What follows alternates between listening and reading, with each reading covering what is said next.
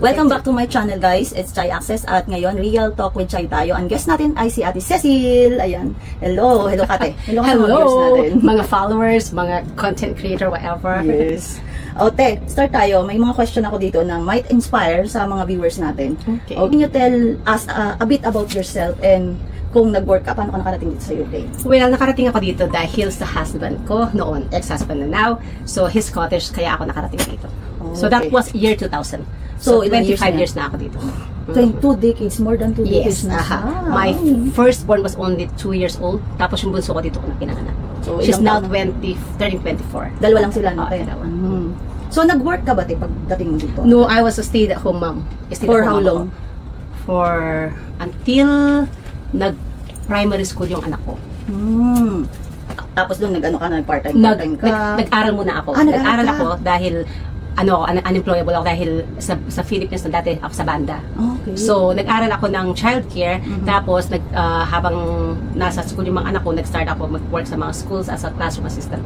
Ganon. Pagkatapos noon, nag-aral ulit ako and then nag-open ako ng business ko dahil nga may dalawa akong mga anak. Ang hirap, ang mahal mag-hire ng nanny and childcare, ganon. So, naging childminder ako. Tapos, para ako na lang yung mag-alaga sa mga anak ko. Tapos, pero hindi na ako mga batang pumupunta sa bahay noon. As, yun ang pinaka-main business ko, yung childminder. Okay. Ganon. I've done that for about 8 years hanggang mag-high school na yung panganay ko tapos in-stop ko na. Okay. Tanong ko lang sa'yo, ano yung nag-inspire sa'yo dito sa abroad? Yung dumating ka dito, anong na-inspire na okay ba sa'yo dito? O na-inspire ka na tumira na dito for good, ganyan? Kasi ang difference kasi like so, di ba dati kami sa Middle East, maganda yung buhay doon dahil galing sa Middle East. Ang buhay kasi dito, yung habol lahat ng yung sa NHS, yung free medication tayo, free, like ako nagme-maintenance na ako, lahat yun, free, dentist, lahat free yun. Sa nung pagbuntis ka, free lahat yun. So alam mo na yan before nung dumating ka dito or nung dumating ka dito tsaka mo lang nalaman na may free? May idea ka na? Oo, yata, dahil yung husband ko. Sinabi niya sa'yo? So free yung education, free medication, lahat-lahat na. So di ba kahit may cancer ka dito, free operation, lahat yan. So, anong naging impression mo nung unang-unang dating mo dito sa UK? Parang maganda ba? Mas okay ba sa Middle East? Maganda, mas okay sa Philippines of course, di ba? Pero ang kasi dito, bagong salta, hindi natin maiintindihan yung accent nila. May culture shock. Akala mo iba yung language nila, hindi English, di ba? So kapag nag-order ako sa mga restaurant, hindi nila naiintindihan yung accent ko, hindi ko rin sila maintindihan. Ganun, so doon ako nahihirapan. Kahit na naiintindihan natin, nakakasalita ka ng English, hindi nila naiintindihan yung accent natin kasi iba yung accent nila. Kesa sa English, Scottish kasi. Yung pinaka-biggest challenge mo, na yung mo language barrier. Okay. Paano naman yung connection mo dun sa mga family, mo, sa Philippines o sa Middle East? Noon, wala pang Facebook, wala pang internet. So more on snail mail. Sumusulat talaga tapos ipopost mo, it will take 2 weeks bago makakuha. Year 2000 yan, no? 2000. Yan. May internet na pero sa amin wala silang computer. Kami meron na pero sila wala. So snail mail sila pwede. Pero ang ginagawa namin, bibili kami ng mga phone card. Idadial mo, di ba? Scratch mo yun. Tapos meron kayo 3 pounds, ganyan, for 3 minutes. Yun ang pentawag ko sa Philippines noon. Mas mahal. Ganon. Ano naman yung pinaka-gusto mo nung tumira ka dito sa UK? Gusto ko? Hindi ko alam kung ano ba yung pinaka-gusto ko dito. Nahirapan ako eh. Nahirapan ako kasi kasi wala pa gaanong Filipina dito. Yung first Filipina namin ko si Marie Chris. Konti na kaming Filipina dito noon. So mahirap. Ganon. Ang pinaka-nagustuhan ko, homesick ako talaga. Matagal ako. So, anong ginagawa mo pag ganun ka na homesick ka? Nagpupunta sa town, nag-shopping, shopping therapy, gano'n. Kasi ako si stay-at-home mom. So, wala naman akong job doon. So, wala. Tapos, minute ko yung si Marie kasi nagtatrabaho. Wala, boring yung life noon. Wala talaga. Walang Filipino. Konti. Kung meron man, hindi sila lumalabas. Nagtatrabaho. Busy. So, hindi ka pwedeng mangapit bahay para makipag-chika. Hindi. So, mahirap. Ano mga advice mo tayo na pwede mo ibigay sa mga gustong mag-abroad or gustong tumira sa dito? Alam mo kasi hindi ganun kadali dahil maturity, like ngayon naghirap na. Dati yung nagka-hire sila ng mga nurses, ganun. Ngayon pahirapan na, di ba? So dapat kasi yung iba, sasabihin, ate, pahihire mo naman ako ng foreigner, ganyan. Ate, mahirap yun, hindi ganun kadali yun na, kasi yung mga, as you know, yung mga puti to, hindi lahat ng puti may pera. Hindi lahat afford ka po yun. Kasi like you, magkanong total ginastos nyo dito makapunta lang dito. Nasa 12,000 including before that. Di ba yung visa nyo? So 20,000, more or less nasa 20,000 pounds kayo, magkano yun in peso. Diba? Less than million? Mahal. So mahal, hindi. So dapat, yung mga, alam mo naman yung mga puti dito, wala namang after payday, magkano na lang pera nila sa bangko. Wala. So mahirap unless na yung aasawahan nila. Yung retired na. May pension na yun. Pero kung aasa ka sa mga bata-bata dito na wala sila ganung kalaking pera para bisahan ka o mahirap na. Kailangan mo pa rin magtrabaho so, kung gusto mong... unless, ewan ko, nag-hire pa ba sila mga nurses? Dapat skilled worker eh. Oo, skilled worker I think. Oo. Tapos mga related sa medical field If I think. they hire you as a nanny dito, magbibigay na ba ng visa? Hindi.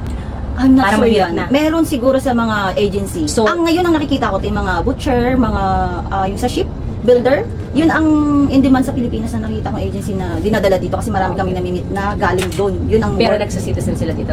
Hindi. Hindi pa sila ganun, mga 3 years pa lang yung mga namimit namin. So mahirap talagang bago pa pumunta lang. dito sa UK talaga na para magtrabaho dito. Dapat depende lang unless na nasa company ka na ng British company sa Middle East, pupunta ka dito. Pero kung from Philippines, mahirap talaga pumunta dito. Paano yung mga madadali, yung mga gusto ng one click na mag-asawa daw ng Mahirap yun yung stepping stone nila. Alam mo, Ano maraming scammer dyan na mga, lalo na sa mga dating sites, maraming mga scammers dyan na, kunwari, magpapanggap sila na pero mga fake scam lang sila. So mag-aasa sa mga paasa-asa ganon. Nabanggit mo di ba, yung nagdala sa yung ex-husband mo. So, ano nangyari? Bigyan mo nga ako ng konting na yung asawa mo si Chas. Baka bigyan mo so before, if you don't mind so naghiwalay kami nun dahil nga it didn't work. He met someone else dun sa Middle East noon. So ngayon married na siya with children. And he's happy. Oo, so we stay up dahil hindi nag-work out yung marriage namin. Pero ngayon we are civilized. Nag-uusap pa rin kami. For the kids. Oo, for the kids. Oo. Ganun. So, okay na. And then, after that, got divorced. I met Chas. So, siya na yung husband ko ngayon. Oh. So, ano siya, ano ba siya tayo? Pareho kayo ng age? O No, he is... He's single? He like was, separated din. So, tapos, he's younger than me. Toy boy. He is 5 years younger than me. Look younger ka naman, hindi ba? Kata sa'yo, te. Kahit yung mga viewers natin, kahit tanong ko ilang taon ka, guess nyo kung ilang taon sa Ate Cecil. Ayan. Kung sino makatama, mayroong premyo. Gcash. Sa life mo na ngayon, tapos sa career at saka sa love test, sa tatlo na yun, anong take mo doon? Kasi sa dami ng pinagdaanan mo. Sa buhay kasi, dapat matapang ka, dapat palaban ka. Hindi pwede yung nangyari sa'yo yung buhay na ganito, give up ka na, iiyak ka na. Pwede kang umiyak, pero kailangan mo mag-move on. Hindi pwede maging bitter ka forever. Like yung nangyari sa akin, syempre nung unang umiyak ako. Pero kailangan lumaban ka. Wag mong, kasi na-depress din ako. Dumaan din ako sa depression. Kasi yung iba sasabihin, hindi mo kasi alam kung paano ma-depress. Pwede mong labanan ang depression. Para sa akin, nasa willpower mo yun. Let's say ako, inisip ko yung mga anak ko. Inisip ko ano mangyayari sa amin kung mapapatalo ako sa depression, yung gano'n. So lumaban ako, nag-aral ulit ako, gano'n. Tapos nag-apply sa mga trabaho. So ngayon nga, nag-work ako sa mga nurseries, gano'n. So dapat lalaban ka sa buhay. Hindi pwedeng give up ka o manghihina ka. Ganon. O ano man so yung dumating. Kung ano man yung naging trials mo, use it as a lesson.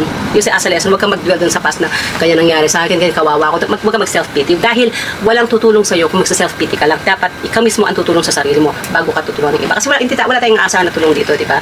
Pwede ka nalang support, pwede ka nalang i-support, pero hindi sila kasi may mga life din yung mga tao dito. Hindi naman 24/7 maaasahan din natin sila para mag-support sa atin. So dapat talaga ikaw ang sarili mo ang tutulong muna sa sarili. Kahit anong advice din naman ng mga tao, ikaw mismo sa sarili mo ang mag-aaral. At ikaw, walang magbabayad ng ibang bills mo kundi ikaw lang. Ikaw sisingin. As married to a foreigner or kahit na Filipino, kailangan talaga dito, dalawa yung nagtatrabaho, hindi unless na mayaman talaga yung husband mo. Pero kailangan dito talaga in order to pay the bills, mortgage, cars, insurance, lahat, dapat dalawa kayo nagtatrabaho. So, dun sa love story, paano mo, how to you keep the love burning, itong edad na ha?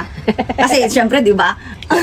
Baka may tips kang ibigay sa kanila. So, kung sa akin lang, kailangan, meron akong life, meron din siyang life, tapos meron akong ibang, like I meet my friends, yung life balance ba, yung it's not all about me, it's not all about him, it's not all about us. So dapat nakabalance siya. So sometimes I meet my friends, he will meet his friends, tapos meron siyang den sa taas, like his game room, meron akong den dito, tapos pag weekend, we always go out. Meron kami time together, meron kami like every month, once a month, parang ganon, kailangan meron kayo. Or once a week. Once a week. Wow! Paano yung, yung sex life or ano yan? Once a Dapat week kahit yan. matanda rin tayo sa pagod, di ba? Kailangan, ini-effort yan. Ini-effort ba yan? Di ba? Kailangan, para kailangan mong mag-effort talaga sa, you look after yourself, di ba? Physical, ako nag-exercise ako. Para sa akin kasi, di ba, sasabihin hindi ko na kailangan umarte o kahit may asawa na ako. Dapat, we look after ourselves physically, di ba? Tapos kapag may time ka, nilalap-dance. Nilalap-dance mo yung asawa. Hindi, tama, no? Yung paano kung pagod siya? Hindi pareho minsan yung mood nyo. Pag pagod siya, tapos gusto mo, or pagod ka, gusto niya. Kahit pagod siya, dapat magbigay ka. Dapat may laging tayo sa Viva Max. Pag pagod ako at nangalabit siya, dapat may time. Huwag kang mag-ano. Huwag kang tatanggi. Huwag kang tatanggi. Sa grasya. Parang nakaraan na panood ko kay Christine, pagod si Oyo Boy. Ay, ang sabi ni Christine, dapat intindihin ka nila. Sabi niya, dapat pagbigyan ka. Oo, dapat pagbigyan. Pag nangalabit ako, dapat pagbigyan niya ako. Pag nangalabit ako, wala that's how you keep your love burning. Oo, diba? Lalo na ako pag hindi nakakatulog sa gabi, yun ang pampatulog ko. Charo. Mga 3 times a week ba yan? Hindi naman. Hindi naman. Kasi night shift siya. Night shift yan. Kailangan makatulog mo na siya. So, ate, kung babalikan mo yung nakaraan, ano yung pwede mong sabihin dun sa younger self mo? Mahalin mo muna yung sarili mo. Huwag mong ibigay lahat ang pagmamahal or kahit sa mga kaibigan. Mga kaibigan na yan, marami kang mamimit na mga tao, mga kaibigan, pero kakaunti lang yung mag-i-stick sa'yo. Kaya wag kang masyadong maging generous sa lahat. Sa asawa mo, dapat iuuna mo pa rin yung sarili mo. Advantage ka na kahit sa asawa. Kasi yung first husband ko, lahat, ako dyan, giniba ko yung friends ko. To focus on my phone. Hiwalay kami, parang wala akong friends, gano'n. So kaya ngayon, I make time to meet friends, ganyan. Dapat meron akong ibang social life. Para pag nag-meet kami ni husband, ipagkukwentuhan kami. Kasi kung lagi lang kami magkadikit, so mabuboard kami. Gano'n, oo. So ibig sabihin, ngayon, mayroon kang time sa friends na before, parang wala ka. So lahat, yun yung binago mo. Oo. So kaya pag in-invite ako, gusto mong i-want me out for lunch, nagme-make effort ako. Make time to si Chas ganun din, he will make time to meet his friends, ganyan. So, wag mo i-give up, i-balance yun, ganyan, balance na. Saka yung iba yung, I was a single mom before, di ba? I work hard, ganyan. So yung iba, nag-focus sa mga bata, ngayon wala din sa akin yung mga anak ko. Kung nag-focus ako sa mga anak ko, at hindi na ako nag-meet sa iba, hindi ko na na-meet si Chas. Ngayon, nag-move out na pareho yung mga anak ko, edi mag-isa na lang ako, di ba? So dapat, as a single mom, you focus sa mga bata, tapos bigyan mo rin time yung sarili mo. Kasi kahit companionship. Kasi iba yung, yung company ka 24/7. Para sa akin yun.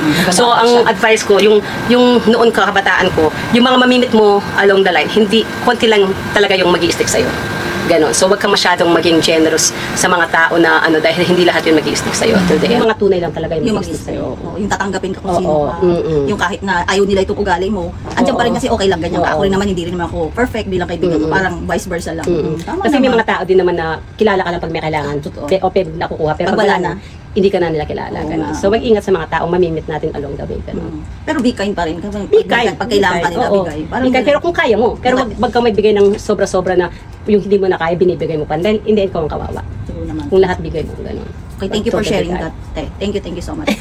Last na lang. Meron ka bang life verse o mantra sa buhay o motto na pwedeng maiwan natin sa ating mga viewers? Ang sa akin, ang paniniwala, if it's for you, it won't go by you. Kung para sa'yo talaga, para sa akin, darating sa'yo yun. Yun ang mantra ko. Para sa akin, kung nakalaan talaga sa'yo, darating yun. Like, halimbawa, yung sa mga, hanap ka ng mga tao na para sa'yo, like si Jason, kung para sa'yo talaga siya, para sa akin, darating siya talaga sa'yo. Ganon. So, less sa trabaho, kung nag-a-apply ka, minsan nag-feel kasi sa trabaho, baka hindi para sa'yo yun. Parang laging may nakalaan sa'yo. Hanap ka sa akin. Pero in a way na, hindi pwedeng uupo ka lang darating yung crush. Hindi pwedeng ganun. Dapat gawa ng paraan. Gawa ng paraan. Pero kung ano talaga yung para sa'yo, darating sa'yo. Para sa akin. Minsan kasi pinipilit natin yung bagay dun sa bagay na gusto natin, yung pala hindi naman para sa atin. Parang ganun. Para sa trabaho din. Parang hindi para sa'yo. Sa work, sa kahit sa bagay. O sa mga bata, kung yung mga dati na gusto mag-anak, hindi tanong. Parang may dahilan lahat. So kung para sa'yo talaga yun, para sa'yo, darating sa'yo. Para sa akin yun ang mantra ko sa buhay. Thank you so much, Ate. Thank you. So, sabihin mo na lang, please like, follow. Ay, baka meron kang ano mo na, yung follow nyo sa Ate Cecil. Dahil mag-vlog din ito. Saan kanila pwedeng i-follow? Anong name? Tag mo na lang ako, Cecil Tuazon din siya. Yun. Follow nyo po si Ate Cecil. Please follow, like, and subscribe kay Chai. At kay Ate Cecil.